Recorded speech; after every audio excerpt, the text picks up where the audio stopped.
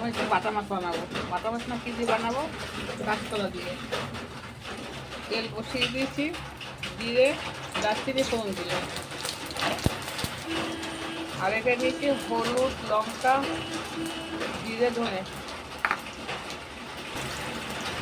একটু দিয়ে দিলাম। কাঁচকলাটা ভাজা আছে, পরে দেখাচ্ছি। এই দেখুন, এবারে কাঁচকলাটাকে দিয়ে দিলাম। কাঁচকলাটা ভাজাই আছে, ভেজে রেখেছি।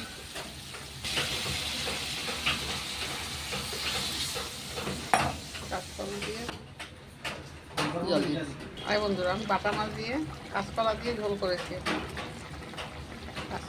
বাটা মাছ কেটে নিয়েছি, যাতে পেট খারাপ তাদের কমে যাবে। দেখুন, বন্ধ করে দিলাম। কীরকম লাগবে? ভালো লাগলে লাইক শেয়ার করবেন। বাটা মাছ কাঁচকলা দিয়ে ঝোল।